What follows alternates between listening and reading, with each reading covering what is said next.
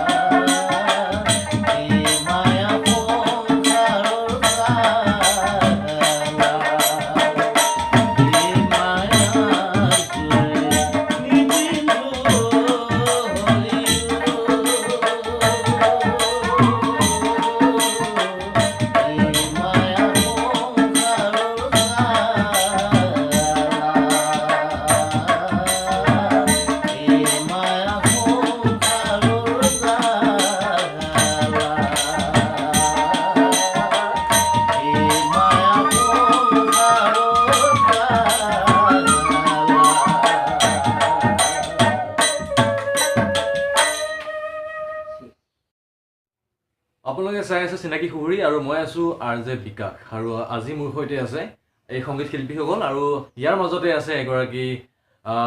গায়ক মানে তেখেতে বহু দিনৰ আগৰ পৰা গীতৰ চৰ্চা কৰি আছে লগতে এই দলটো জড়িত হৈ আছে তেখেতৰ সৈতে আমি তেখেতৰ সৈতে পোনপ্ৰথমে কথা পাতিব বিচাৰিছোঁ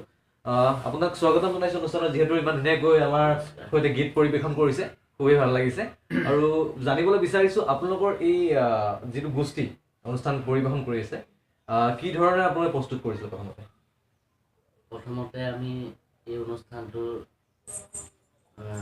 আমাৰ মানে একেবাৰে নিবনুৱা অনুষ্ঠান হয় একেবাৰে তলৰ খাপৰ আমাৰ সংগীবৃন্দসকলে দিন হাজিৰা কৰিলে নকৰিলে তেখেতসকলে এমুঠি খাব নাপায় কিন্তু বহু কষ্টৰ স্বীকাৰ কৰি আমি তেখেতসকলক এই অনুষ্ঠানৰ লগত জড়িত কৰাই আছোঁ আৰু আমাৰ বিশেষ এটা আশা আছিল আমি আগুৱাই যোৱাৰ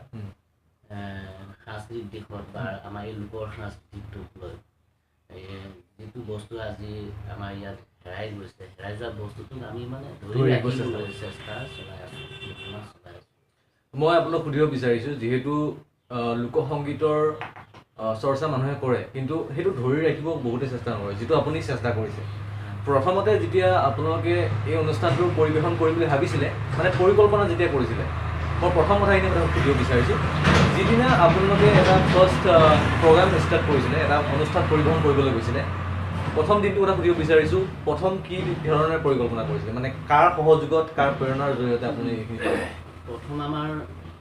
বেথাৰাম বৰদলৈ ডাঙৰীয়া টাইপ আছিল তেখেতে আমাক এই গীত মানে শিকোৱাৰ তেখেতে মানে প্ৰধান আছিল হয় তেখেতক আমি গুৰু মানিছিলোঁ তেখেতৰ দ্বাৰা আমি আজি এইখিনি কৰিব পাইছোঁ তেখেতে মানে সোনকালে আমাৰ পৰা হেৰাই গ'ল হেৰাই যোৱাত আমাৰ কিছু অলপ অসুবিধা হৈ থাকিল আৰু আপুনি যিহেতু লোকসংগীতৰ চৰ্চা কৰি আছে লোকসংগীত আপুনি পৰিৱেশন কৰিছে আৰু বহুত ঠাইত আপুনি ইতিমধ্যে পৰিৱেশন কৰা বুলি মই গম পাইছোঁ আমাৰ 90.4 FM জ্ঞান তৰংগতো আপোনাৰ অনুষ্ঠান ইতিমধ্যে পৰিৱেশন হৈ গৈছে গতিকে এই অনুষ্ঠানসমূহ আমি শুনিবলৈ পাইছোঁ আৰু শ্ৰোতাসকল মই চিনাকি কৰি দিব বিচাৰিছোঁ এখেতে আমাৰ সৈতেও আগতে জড়িত হৈছিল আমাৰ ৰেডিঅ'ৰ সৈতে জড়িত হৈছিল আমাৰ ৰেডিঅ'ত তেখেতে অনুষ্ঠান পৰিৱেশন কৰিছে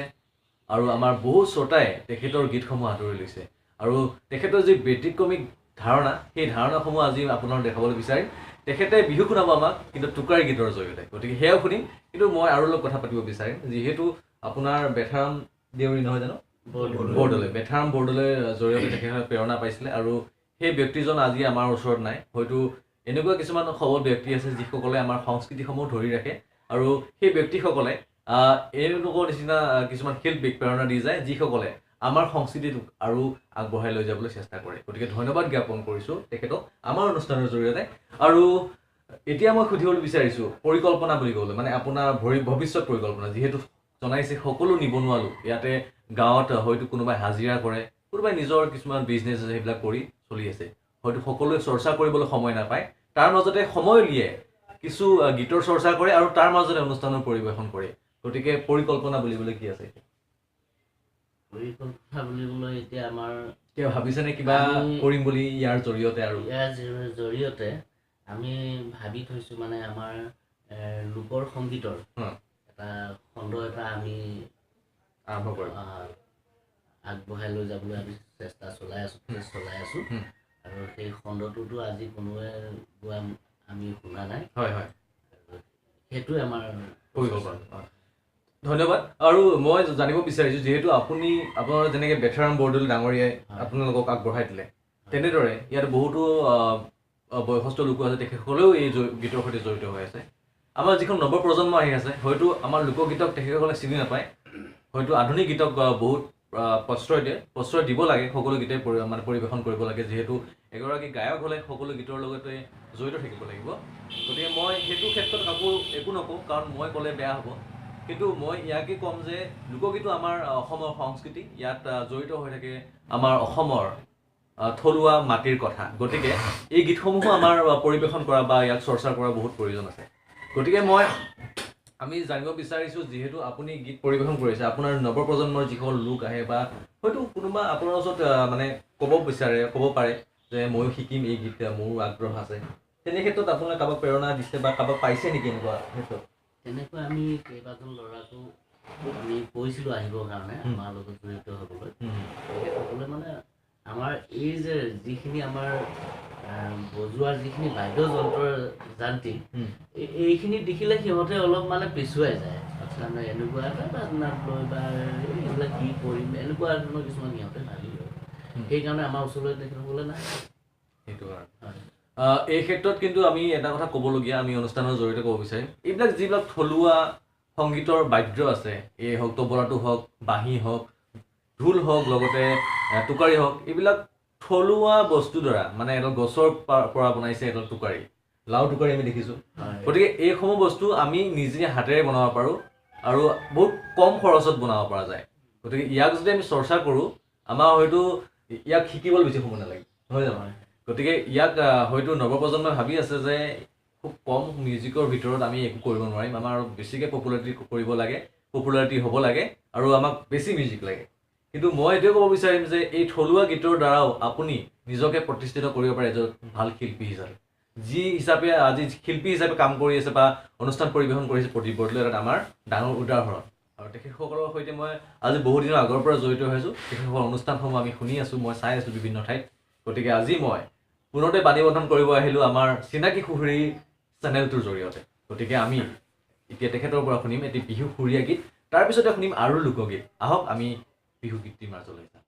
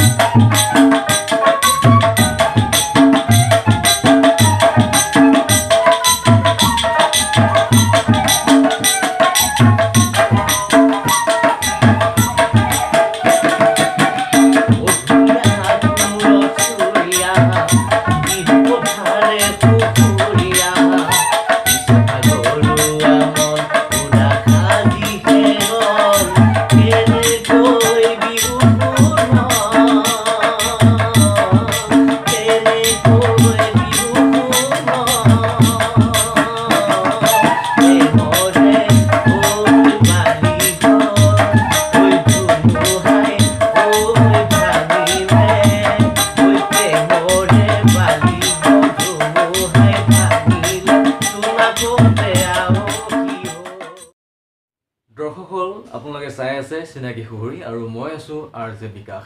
ইমান পৰে শুনিলে এটি সুন্দৰ বিহু সুৰীয়া লোকগীত গতিকে আপোনালোকে শুনি ভাল পাইছে বুলি আশা কৰিছোঁ আৰু অনুৰোধ কৰিব বিচাৰিছোঁ যদি আপোনালোকে বিচাৰিছে এই গোষ্ঠীটো আপোনালোকৰ নিজৰ ঠাইখিনিত কিবা অনুষ্ঠান পৰিৱেশন কৰাটো আপোনালোকে আমালৈ যোগাযোগ কৰিব পাৰে মই ডেছক্ৰিপশ্যনত নাম্বাৰসমূহ দি দিম আপোনালোকে যোগাযোগ কৰি এই গোষ্ঠীটোৰ অনুষ্ঠান উপভোগ কৰিব তেতিয়াহ'লে আপুনিও পাৰিব অনুষ্ঠানটি উপভোগ কৰিবলৈ। তাৰ কাৰণে আপোনালোকে আমালৈ কণ্টেক্ট কৰিব লাগিব, মানে তেখেতসকললৈ কণ্টেক্ট কৰিব লাগিব। মই নাম্বাৰটি ডেছক্ৰিপশ্যনত দি দিছোঁ, আমাৰ তলত নাম্বাৰটো আহি আছে, আপোনালোকে সেইটো কল কৰিব পাৰে। গতিকে আহক, অনুষ্ঠান সামৰিবলৈ সময় হ'ল, গতিকে ধন্যবাদ জ্ঞাপন কৰিছোঁ সকলোকে। আৰু শেষত এটি লোকগীতেৰে আজি অনুষ্ঠানটি সামৰিম। আৰু সকলোকে আজি অনুষ্ঠানটি ধুনীয়াকৈ পৰিৱেশন কৰাৰ কাৰণে ধন্যবাদ জ্ঞাপন কৰিছোঁ মোৰ ফালৰ পৰা, আমাৰ অনুষ্ঠানৰ ফালৰ পৰা। গতিকে শেষত কি আমি শুনিম আজি? কি লোকগীত শুনিম এতিয়া? ঠিক আছে, আমি যাদৱ লোকগীতেৰে অনুষ্ঠান সামৰিছোঁ। পুনৰ লগ পাম আৰু পুনৰ এখেতসকলৰ সৈতে কথা পাতিম। তেতিয়াহ'লে লোকগীতটিৰ সৈতে আজিলৈ অনুষ্ঠান সামৰিছোঁ।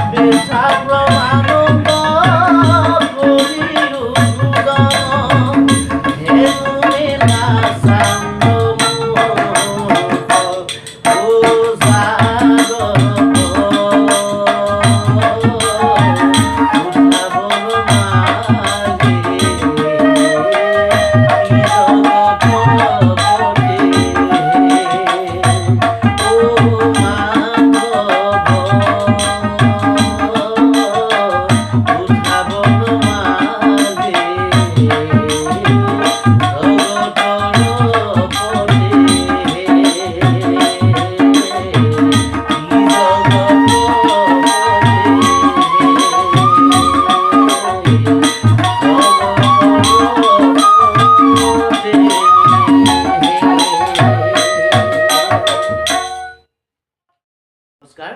দৰ্শকসকল, মোৰ নাম শ্ৰী প্ৰদীপ কুমাৰ বৰদলৈ, গাঁও দিখৌমুখ। আৰু আমাৰ এই কৃষ্টি দলটোৰ নাম আমাৰ দিখৌমুখ জনজাতি কৃষ্টি বিকাশ কেন্দ্ৰৰ। আজি এই অনুষ্ঠানটো চাই যদি আপোনালোকৰ ভাল লাগিছে, তেনেহ'লে আমাৰ অনুষ্ঠান পৰিৱেশনৰ কাৰণে আমাৰ লগত যোগাযোগ কৰিব। আৰু লগতে মই আপোনালোকক এই ফোন নাম্বাৰটো দিছোঁ 9678409669 9678409669। নমস্কাৰ।